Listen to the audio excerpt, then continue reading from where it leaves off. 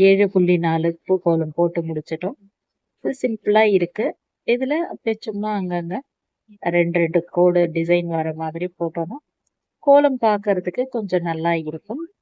இதே போலவே நீங்க வாசல்ல போடும்பொழுதும் கோலம் டிசைன்ஸ் கொடுத்தீங்கன்னா கோலம் பார்க்கறவங்களுக்கு அவ்வளோ அழகா இருக்கும்.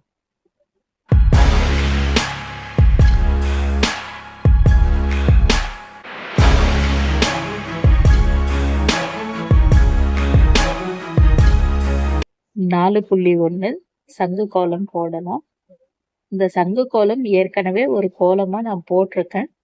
அந்த கோலத்துல இருந்து சங்கு மட்டும் எப்படி வரையலான்றத பத்தி தான் இந்த வீடியோல உங்களுக்கு நான் போட்டு காட்ட போறேன்.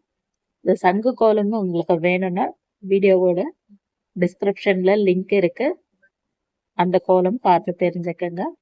வீடியோல நான் எப்படி வரையறேனோ அதே போலவே நீங்களும் சங்கு வரைய ட்ரை பண்ணுங்க.